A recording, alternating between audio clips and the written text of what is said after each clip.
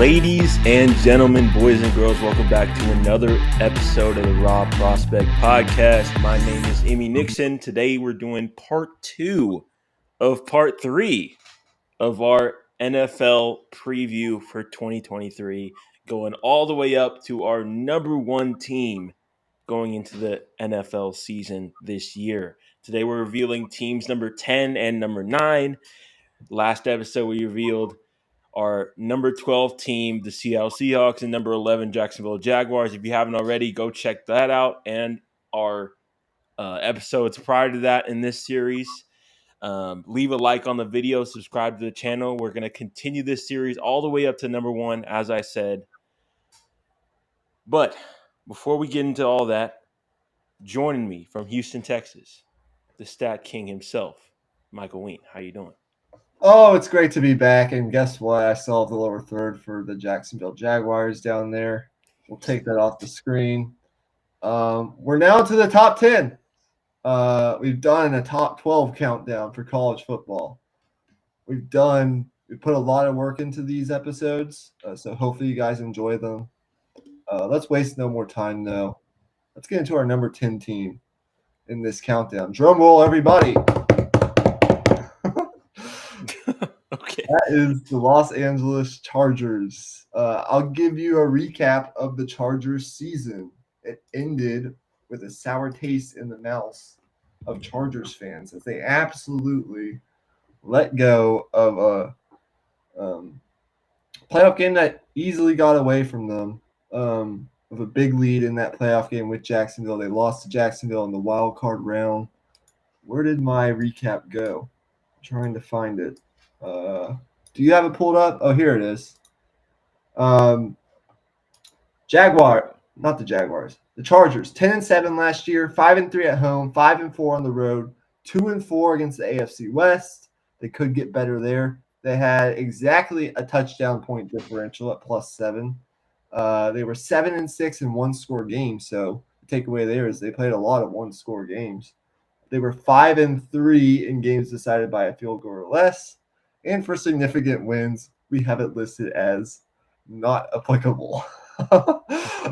So that's the Chargers in 2022. What are the Chargers in 2023? Who did they acquire in the offseason? Let's get into that. Who's your number 3 favorite offseason acquisition for the Los Angeles Chargers? My number 3 favorite addition was Eric Kendricks from the Minnesota Vikings. He's one of the smartest players in the league, and that's just what you want in the center of your defense. He's a little older now. He's not as quick to the ball, but you can still see his mind is just as sharp as ever when he's on the field. He makes an impact. There's no question about it. For this defense, a team that runs a lot of quarter, half, and deep coverages with the safeties all the way back, you got to have a linebacker that's going to get enough depth and is going to be smart enough to control the middle of that field in passing situations. And Eric Kendricks is going to do that. My number 3 is Quentin Johnston, the first-round wide receiver out of TCU. Look, I think he's going to bring physicality to the position. A guy that, with his speed, can make a lot happen after the catch, can make explosive plays downfield. And we all know the type of player that Mike Williams is when he's on the field. But there are availability concerns there. And I think getting a guy like Quentin Johnston will definitely help this offense and add another dimension to what they're able to do. So definitely liked getting Quentin Johnston. Really liked him coming out of TCU. So that's my number 3. My number 2 was Eric Kendricks, the linebacker they brought in from the Minnesota Vikings. He was their biggest free agent acquisition. He's going to help their defense play faster. His knowledge of the game is going to help some of their younger linebackers, such as Kenneth Murray Jr., their 2020 first-round pick. uh, who, you know, we can talk about maybe a little later. Yeah. Um, yeah, I mean, I also like the linebacker they brought in out of Washington State with their third round pick, Deion Henley. I think that's how you say his name. But Kendricks, with his experience, the things that he can do on the football field, his football smarts, his football IQ, definitely a big piece to this defense. He's absolutely going to help them in run defense, which was an area that this team was not particularly good at last year, as they ranked 28th in rushing defense, or at least in rushing yards allowed per game. So Kendricks helps in a lot of areas defensively. Absolutely. Um, for my number two, I cheated a little bit. I'm not gonna lie. Um, I put Joey Bosa because last year got injured early on in the season with that groin tear. He was back for that Jacksonville game, but he wasn't really himself. So I see that more as a addition from within for this Chargers team. They really had to rely on Khalil Mack to carry the load as the pass rusher last year, and he's just not quite the same guy anymore. So they really need the best out of Joey Bosa, and they have him back and healthy, and he's going to be the Batman to Khalil Mack's Robin. Yeah. My number one was actually the change at, well, they changed at both coordinator spots, but the change at the offensive coordinator spot, bringing in Kellen Moore from the Dallas Cowboys. They bring him over, and we've had, I think, a conversation in a prior podcast about Kellen Moore and what his impact is going to be on the Chargers. I absolutely believe that, you're going to see more things from this Chargers offense. It's exciting when you bring in one of the hot coordinator names out there on the market. They needed to make a change at the coordinator spot. And I think hopefully this will be the one that gels with what they have going on this offense and Justin Herbert. I think he's had a couple different offensive coordinators already. So it's important to find stability there. And I think they may have found that with Kellen Moore, who did a lot of good things in Dallas. Yeah, definitely. I had a major blunder, and I was looking at this roster when I was doing my prep, and I'm like, I'm definitely forgetting somebody, but I it just didn't quite click into my head until you just said his name there. He's a really, really big addition. There's no question about it. You can't put a number to how important he's going to be for this offense, just with being more aggressive down the field and using Justin Herbert's skill set um, more, and just being more creative offensively is just going to pay dividends and help them use these weapons that they have. For my number one, I went with Quentin Johnston.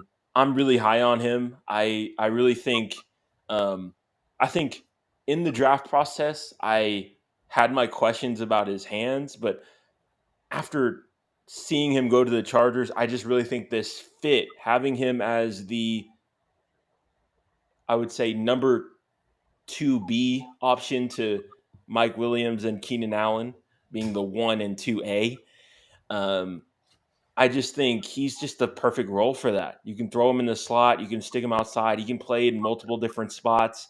I really like um, I really like that he has quick feet against press coverage. I think he didn't get enough credit for that in college, just how good he is for that, to be at that size, to have the release he does out of press coverage.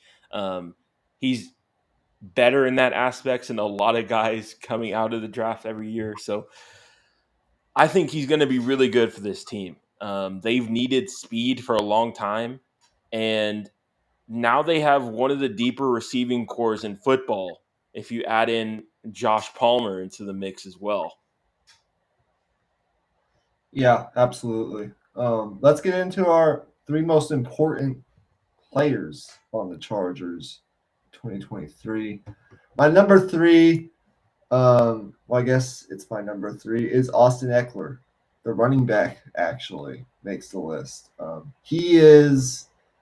I know there was some drama this offseason, but it looks like he is going to play this year with the Chargers. 20 touchdowns last year. It's it. I don't think it can go understated the importance that he provides. The importance of Austin Eckler to this offense. Dynamic running back, does a lot both in the running game and in the passing game. Uh,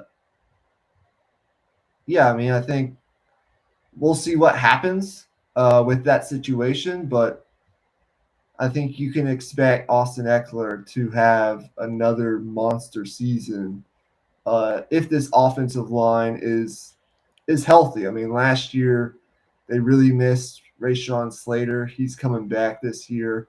Um, they had some injuries up front, and Austin Eckler was still able to do what he was able to do. So you can make the argument, and we'll probably talk about it down the line of a running back's value to a certain team or their value in today's market. But I think he's absolutely one of the more important pieces, not only for this Chargers offense, but for the Chargers as a team. Yeah, definitely. For my number three, I went with Derwin James. Um, for what the Chargers want to do as a defense, his health is just so important. Um, Really, the Chargers have, as we know, just been killed by injuries year after year after year, and one of the main parts of that has been Derwin James' health. He has struggled to stay on the field, and when he's been on the field, this defense has been a lot better just because you can put him in so many different spots. You can even play him at linebacker, nickel corner, slot corner. I mean, just you just put him anywhere you want on the field, and he's going to make an impact. I just think he's just so important to what Brandon Staley wants to do for this defense, and his value is just. I really don't think it's talked about enough, just because of how often he's injured. Yeah, Derwin James was my number two as well. Strong safety, plays at an all pro level when he's on the field. The problem is he's not always on the field. Um, he continues to perform at an elite level. Versatility, I mean, it's something that can't go understated.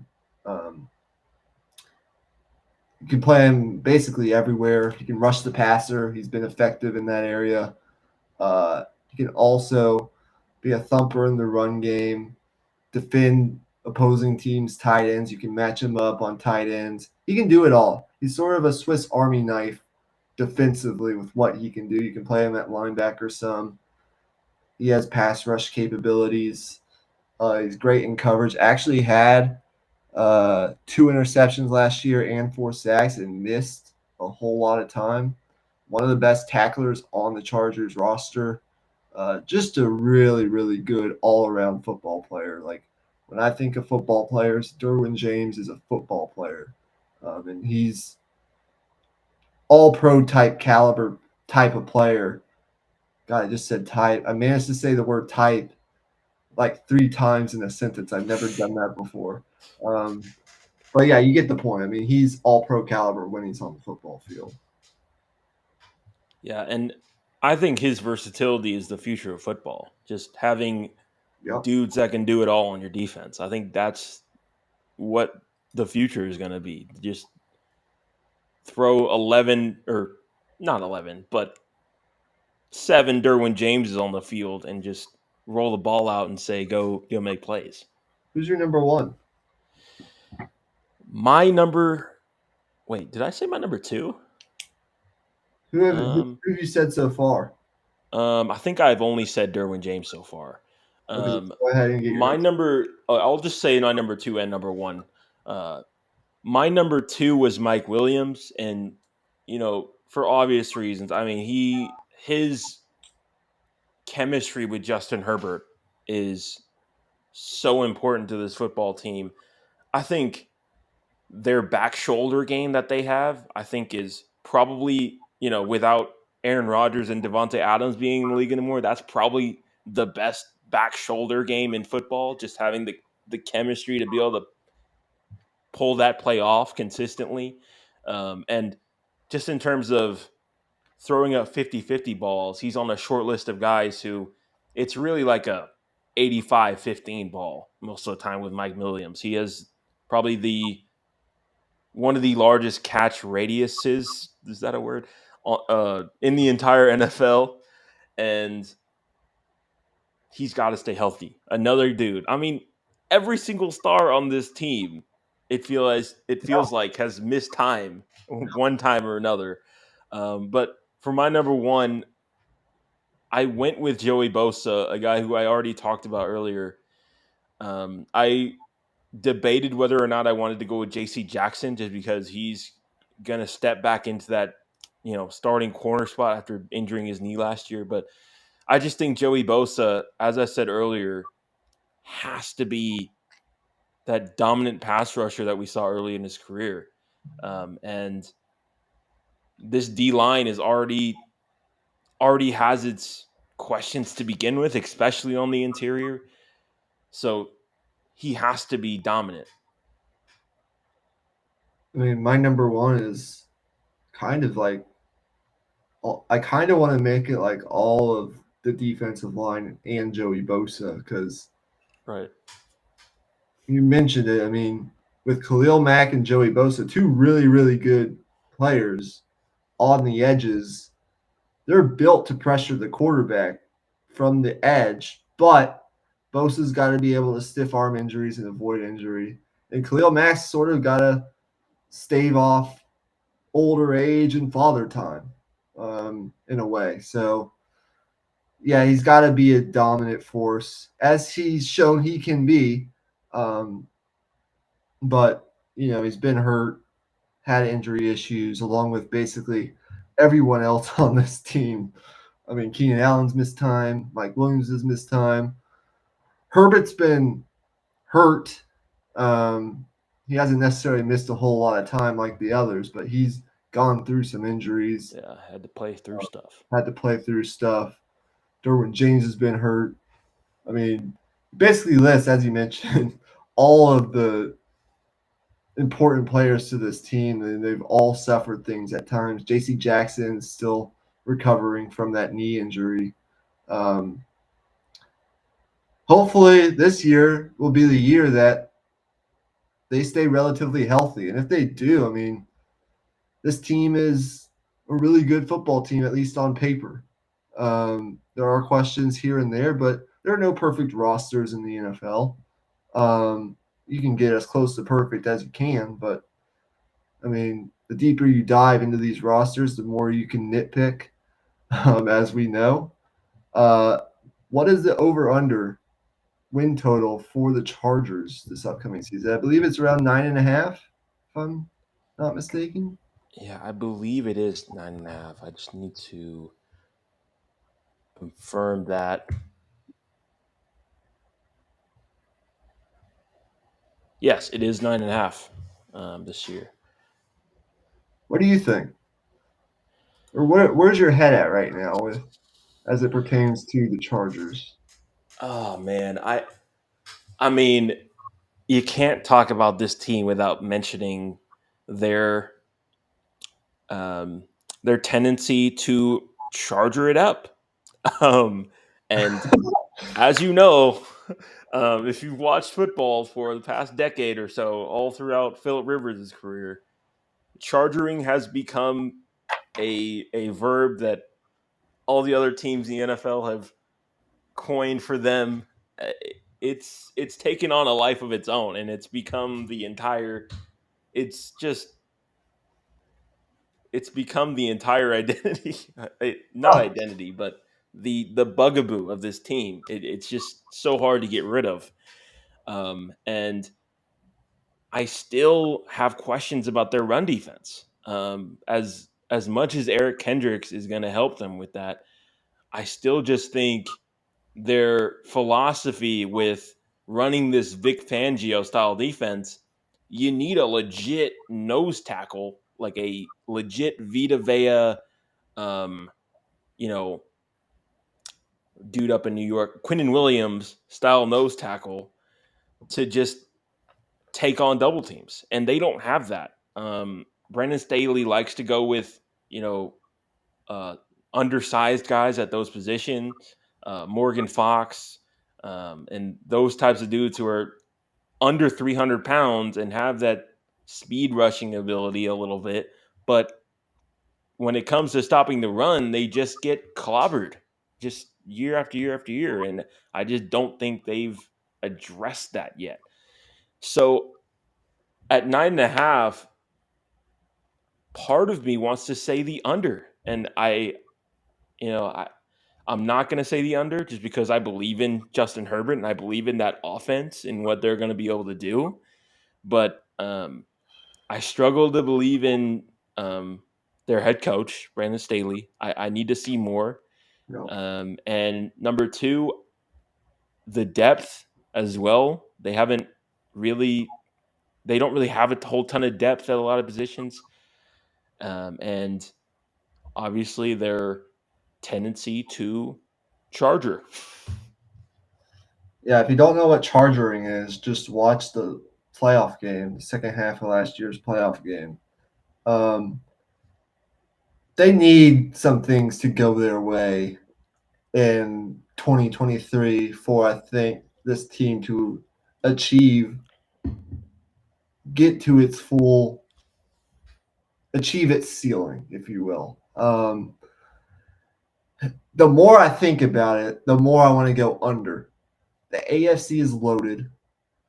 I have questions about their run defense. I have questions about their head coach. Even though we think they made improvements at the coordinator, both coordinators, we don't know that for sure. Um, they play in arguably, if not the best division in football, then like the second or third best division in football. Their schedule to open up the season isn't any sort of piece of cake. And the close to the season is absolutely brutal. At Green Bay, Baltimore, at New England, who's not going to be an easy out. Denver could be much improved this year. Uh, Buffalo, at Denver, Kansas City, the Jets, Detroit. I mean, the schedule after the bye week is absolutely brutal. Um, And you want to know what all those teams have in common? Cold weather. Yeah, and you look at the Chargers though, and I think there has to be a sense of urgency, like a real urgency, because you're going to have to pay Justin Herbert likely at the end of this season, or maybe who knows, you give him an extension here before the season begins, but eventually you're going to have to pay Justin Herbert, and you're not going to be able to just go out, be aggressive all the time, and get whoever you want. You're not going to be able to go out and get, another J.C. Jackson as a luxury. You're not going to be able to go out and sign another Khalil Mack if Khalil Mack ends up, I don't know, retiring or whatever, as his career starts to wind down a little bit. Keenan Allen's getting up there in age. Austin Eckler might not be on this team after this season. I mean, there's no guarantees there. It's just a lot of these guys are either getting older and there's uncertainty as to what their future holds. They're not going to be able to pay all these younger players if they're going to be paying Justin Herbert. I think this is the year that if you really want to make a deep playoff run, you kind of need to do it. If they don't at least win a playoff game this year, you have to think that Brandon Staley is gone. And I mean, it might not be all his fault. It's just like this team, for whatever reason, has a tendency to just screw things up sometimes, or most of the time, actually. I really like their roster. I think they have a high ceiling, of course. Justin Herbert's one of the better quarterbacks in the league. And that's why I'm going to slightly lean over but I'd be lying to you if I said I was real confident in that right now. I'm probably 60-40, like over, under right now. And I'm not even sure I'm like a fully confident 60%.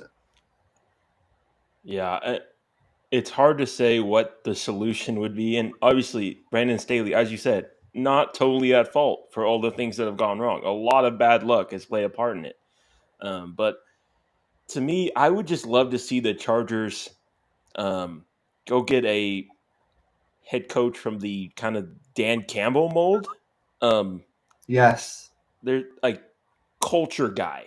Um, maybe maybe not Ron Rivera, but someone who is just going to come in, set the standard, and just I just need someone just to bring some fire to this team. Just be a dog. I don't know. That seems like the type of energy this team needs, this organization needs. For whatever reason, whenever he said culture guy, I thought of Mike Tomlin. Yeah, yeah, exactly. I think the more I think about it now, like him with the Chargers, uh, I mean, I don't know. I don't want to put anything out into the air right now because I really like Tomlin. I've always defended Tomlin as a Steeler fan. But man, if something were to happen, and I don't know.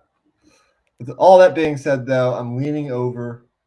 The schedule is tough, but in the AFC, I mean, if you're in any division outside of the AFC South, it's not easy by any stretch of the imagination. it's not going to be a cakewalk. It's Definitely not not. going to be a cakewalk by any means. So I lean over. I think they'll be right around where I think they'll end up right around where they were last year, around that 10-11 win range. They'll probably be a wild card team. And look, I mean, if you're a Chargers fan, I think you expect get to the playoffs, like get to the playoffs, and then our real season starts when we get there. Like that's when we really have to win is when we get to the playoffs. Because if you go the first, what is it, 4 years with Justin Herbert without a single playoff win, that is catastrophic in my opinion. Right. And all of the cap space that they had at the beginning of this Justin Herbert era is just all for nothing. Right. And his cap hit right now falls under $9 million. It's going to probably more than triple that once he gets paid, at least. So, as I mentioned, this needs to be a year that they capitalize. And I'm not saying like get to the Super Bowl necessarily, just like have a successful year, do more than what you've done in the past. But do we trust them to do that? I don't know. I don't know. Okay, that's enough berating the Chargers. Sorry, Chargers fans. I mean, I think you've they're been through enough pain to know that we still we're think they're a good speaking truth team. here. Yeah, we still think they're a good team. We just Right. I Yeah. mean, I, I said that more sarcastically than yeah. anything. But Yeah, I all know. right, for number 9, we have the Miami Dolphins. Um, we're on a run of AFC teams here. There's a common trend. There's a lot of really good AFC teams. If you didn't know already, um, man. Okay, for Miami, last year finished 9-8. We're extremely up and down. At one point, we're 5-1. We're looking absolutely incredible, and they were just all over the place. I mean, 6-2 at home, 3-6 on the road. They're going to look to improve that, of course. Against the division, they went 3-3, got a win against each division opponent, which I think is about what you could hope for being in a tough division like that. They could hope for that. I mean, going into next year is what I meant.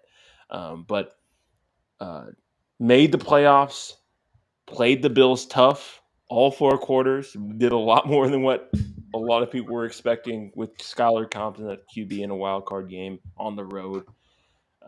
And overall, their point differential ended up being -2, but that really doesn't encapsulate how good this Miami team was. They were, like I said, the tour injuries just really hurt them, and also the fact that when Tua did get injured, Teddy couldn't stay healthy either.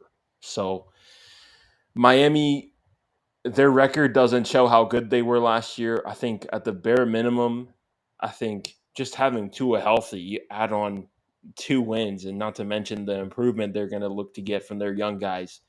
But what do you think? What are you thinking on Miami for their top 3 best acquisitions? Before I get to that, as you said, they started 3-0. Tua suffers the concussion in week 4. They go 0-3 without him. He comes back week 7. They go on to win their next 5 games. So they start the season, what is that? 8-0 when Tua is healthy on the field, and 0-3 without Tua. Um, so, you know, Tua's on the field. This Dolphins team has been really good. I really like Mike McDaniels as a head coach, as opposed to what some of the questions around the Chargers and around Brandon Staley. I think Mike McDaniels is a really solid head coach. And my number 3 acquisition has to do with the coaching staff for this Dolphins team. And that's bringing in Vic Fangio as their new defensive coordinator. Vic Fangio is a guy who has spent 37 out of the last 38 years of his life in the NFL. Long-time NFL guy, a lot of success in past locations, past teams he's been with. And I think he's going to – we all know what Big Fangio is, right? I mean, proven defensive coordinator. And I really like that move by Mike McDaniels and this front office to bring him in and to really elevate this defense to the next level. Right, exactly. I had Vic Fangio at number 3 as well. Pretty self-explanatory. I mean, a lot of Eagles fans were, once Jonathan Gannon left, excited about potentially just plugging in Fangio to their defensive coordinator spot, and a lot of people considered Gannon to be the mastermind behind that defense anyway. But Miami was able to plug him away, to my happiness as a Cowboys fan, of course. And I think in the end, I think you just have to be ecstatic with just going from that ultra aggressive defense to the point where it burned you a lot of times last year to now being a little bit more stabilized. And I know a lot of Vic Fangio schemes have struggled throughout the NFL, but he's not like his disciples. He makes adjustments. He actually played a lot of cover 1 in his last year as head coach with Denver, and he's going to play the scheme that fits the best for that said game. So really huge move for them. For my number 2 biggest acquisition, I went with uh, David Long Jr., the linebacker from Tennessee. This dude is a headhunter. I mean, if you're familiar with the Titans defense, he's someone who's extremely aggressive. One, my the biggest the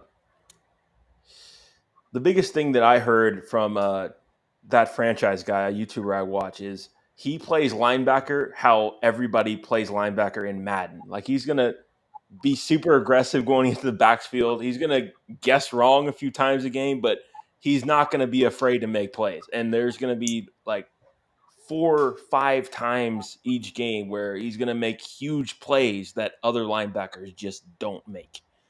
So I think he's a solid signing, and he's going to fit well into this defense. Yeah, he was my number 2 as well. High upside swing on David Long. I like it. The problem is, and it's sort of been a theme for this part too, is David Long has struggled to stay on the field the past couple of years. He's missed, I think, 11 or 12 games the past 2 years. When he's been on the field, he's been awesome. And I think he's an upgrade over what they had, a slight upgrade over what they had in a Landon Roberts because what he's able to do in coverage. He was actually one of the better linebackers last year in yards allowed per coverage snap as a linebacker, and he was a plus run defender, as you mentioned. Aggressive. Um, I think he gives them more than what a Landon Roberts did. Higher upside, younger guy. I really like the signing. Got him for a pretty good value, 11 million over 2 years. It's not a long term deal because of the injuries, which I like. I think he's going to make an impact when he's on the field. How much is he on the field though? Hopefully, for most of the season at least. For the Dolphins, and then my number one is probably pretty obvious to most people. It's trading for one of the better corners in the NFL of the past at least half decade. Close, I mean, one of the better corners we've seen in a long time in Jalen Ramsey. Biggest move of their offseason now. I know he unfortunately is not going to play until November, December, around that time frame because of his injury. I think it's a meniscus, I think, if I'm not mixing that up with someone else. Um, but he's still one of the best to do it.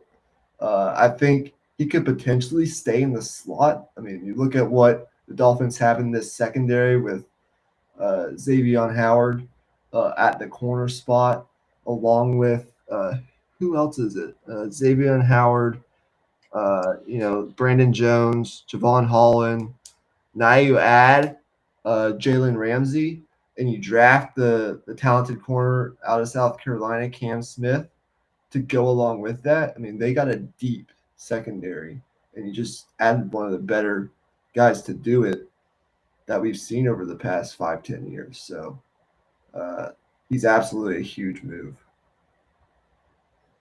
Yeah, and Cater Kohu was actually their undrafted free agent they picked up last year, who ended up playing slot corner for them and played well last year as well. So that secondary, as you said, really deep. My number one is Jalen Ramsey as well, but I really do want to shout out one drafting A chain. Devon A. Chain Yep.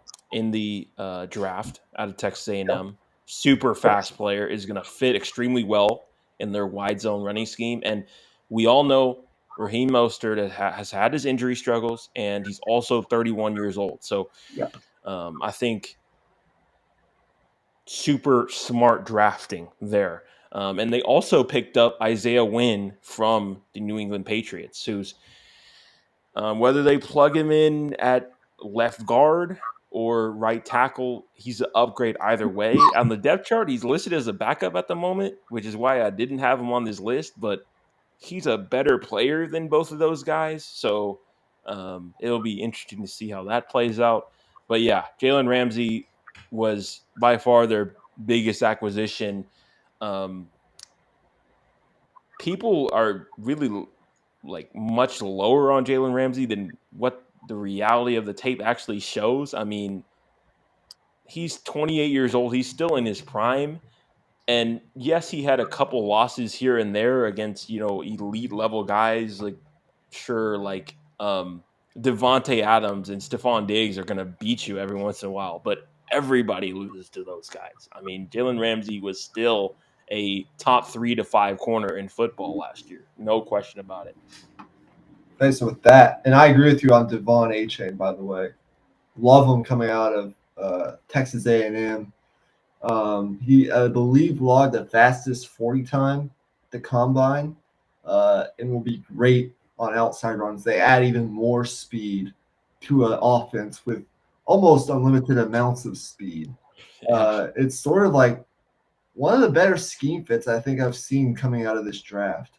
Um, Pairing him with the other backs that they have, Raheem Mostert, Jeff Wilson in that backfield. I really like it. He'll complement them well. He was like an honorable mention, uh, like under the radar type move Yeah. for the Dolphins in the draft. Uh, three most important players. Why not? I want to be able to wrap this episode up around the 50-minute mark, so I don't want it to go too long on this since we've already Right. gone another 45 minutes with our first two teams. But I mean, it's football season. What are you gonna do? We got to talk. Right. Yeah. We got to get it all out. Who are your three most important players? I'll go through mine real fast. Uh, Number three, Jalen Phillips, the edge rusher. Uh, he needs to elevate himself. Uh, he came on early, had a really good rookie season. Came on strong in year one, earned a starting role, registered 8.5 sacks. Uh, Big things were expected last year, bigger things at least, but he struggled a little bit. Became a full time starter, struggled early on, finished up with 7 sacks.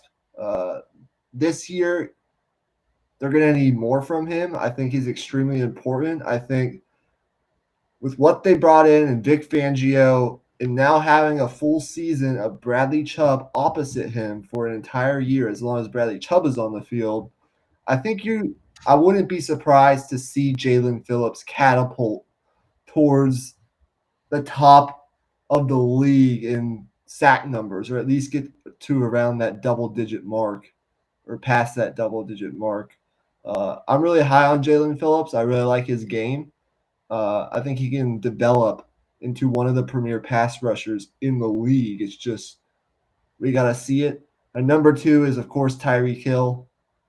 And then my number one is Tua. And for the reasons that I mentioned earlier, um, those two players are extremely important to this offense. But Tua, especially with what he's been working on this offseason, you know, learning how to fall, learning how to protect himself when he gets hit. I think we've already seen some of that in the preseason. Hopefully, you can avoid more concussions, more injuries, because it almost got to a point last year where you start to get worried about the future of Tua Tagovailoa as a quarterback, as a player in the National Football League. It's very Yeah. dangerous stuff that we're certainly not going to take lightly here on this podcast. But hopefully, because I really like Tua, and you saw him. I'm not sure if anyone's seen it yet, but he actually went at Ryan Clark today with a little fire, which I really liked. And I like Ryan Yeah. Clark. Stand up for yourself, Yeah, man. I really like Ryan Clark. Like he's one of my favorite analysts on ESPN. But I mean, hey, good for Tua, man. I think he's going to Yeah. have a big year if he stays healthy. And the Dolphins win. When he plays, the Dolphins win. And that's what you really want to see. So yeah, I think they kind of go hand in hand, and you can put Jalen Waddle in this conversation as well.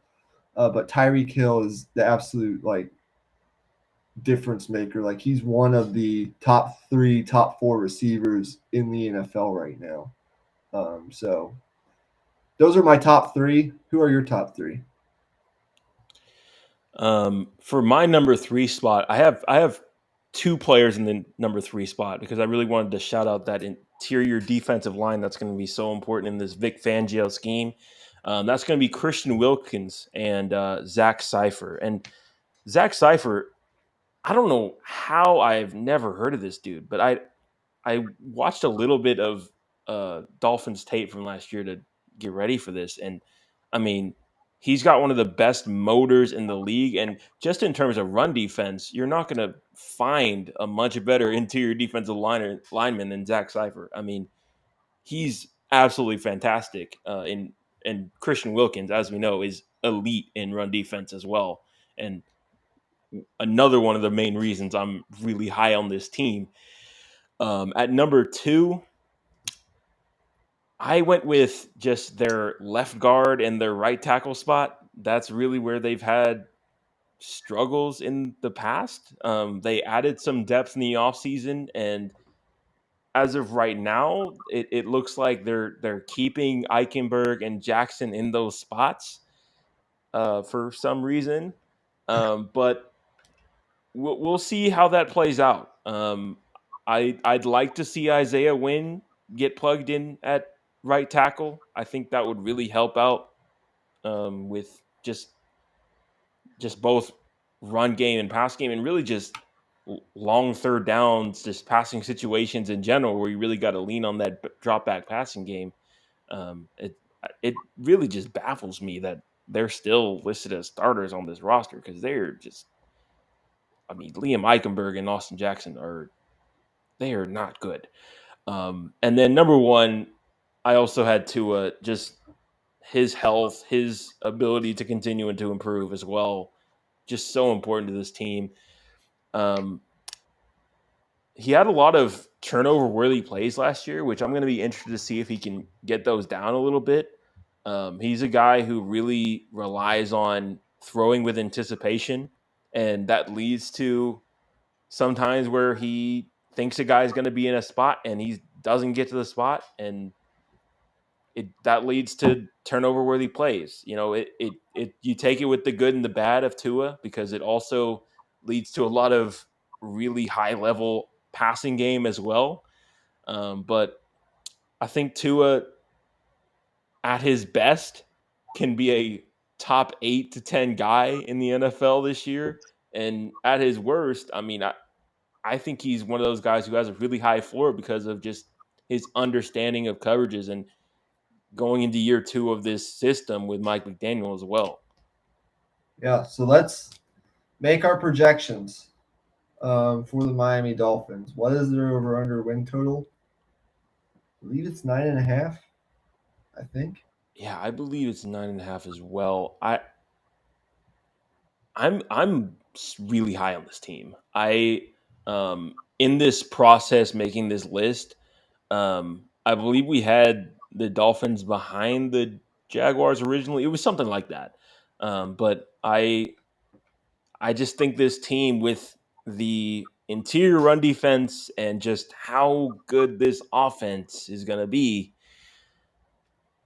I'm just really excited to see what this team can do. And I'm just praying that Tua can stay healthy, because this team is just, it would be a shame to see this team not reach its full potential. And also, just for Tua's sake, he's got to stay healthy as well, of course. Yeah, I'm taking the over. Um, you add Jalen Ramsey and Vic Fangio to the defense. Um, a defense that struggled with injuries last year. Uh, they were sixth most adjusted games lost uh, last year. I think they're going to benefit from some hopefully improved injury luck. As I mentioned, I think Jalen Phillips is going to be a guy this year. He's a guy to watch out for. Love their secondary.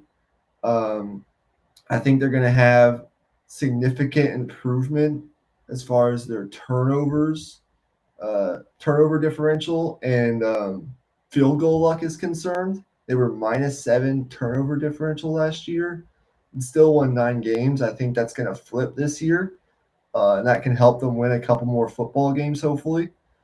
Uh, and I'm under the assumption here that they are going to be healthy and Tua's going to be on the football field. They were a really successful football team with Tua, though. 8-1 in his first 9 starts last year, with the only loss coming in the game that he left halfway through because of a concussion. So technically, we don't know for sure. He could have been 9-0, but I expect big things from Tua, and I really have a lot of confidence in Mike McDaniel's as a head coach. I think it's kind of the opposite of what we were talking about with the Chargers. Um, Yeah. Offensive coaches, that's the way the league is trending. There are still a couple defensive coaches in today's league that we're seeing have success. It's not to say that defensive coaches like a Brandon Staley can't have success, but the league has been trending offense for years now. It's a coach and quarterbacks league. It's a offensive, innovative, up tempo, you know, passing league now, and I think the Dolphins have all the weapons in the world to score a lot of points and a defense that's going to be better because of the talent they have in the secondary, the defensive coordinator they brought in, and the front seven that they have. I mean, you talked about the defensive line with Christian Wilkins and everyone else. I'm high on the Dolphins. And I'm kind of starting to question the Bills a little bit. I mean, we'll talk about the Bills in an upcoming episode, so keep an eye out for that. But I think the Dolphins, everything goes the way that we hope it possibly could win this division. Oh, absolutely. Yeah. I was just about to say that as well. I mean, um, I think you look up and down the roster and maybe excluding the quarterback position, and that's not to say Tua is bad either. If you exclude the quarterback position, you look across the NFL, I think this Dolphins roster is a top 4 roster in football. I think um, I think it's just a matter of time before that their just overall talent just completely just destroys the league. I really do believe in this team a lot. The one worry, as you mentioned, is offensive line still sort of an issue. Right. And that's a concern considering your quarterback has struggled to stay healthy.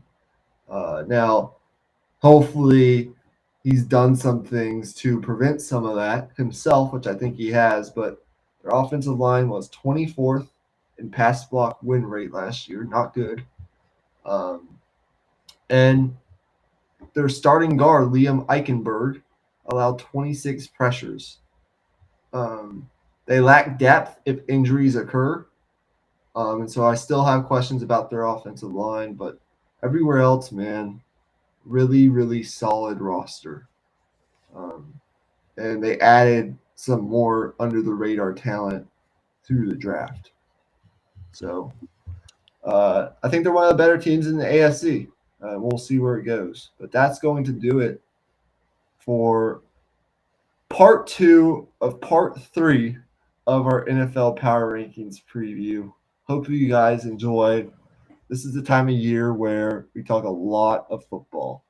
And sooner rather than later, we'll have actual games to talk about, which will be nice.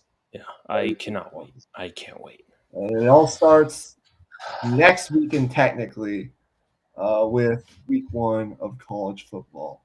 Make sure you guys check out my live stream tomorrow night. Again, Dit Hole or Deep in the Heart of Longhorn Sports.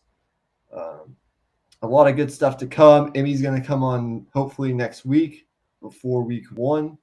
Got a lot more content coming for you guys, including our final 2 episodes of this particular series, some college football content that is still getting released here in the next couple of days, and then even some basketball and or golf content should be on its way soon. So a lot of content, busy month of August. Until next time, though, I guess just like the chances of the Chargers not charging. Sorry. Oh, man. I'm nothing against the Chargers, but just like the chances of the Chargers not charging. No, Chargers, no. We are going on. Gosh darn it, Chargers. Oh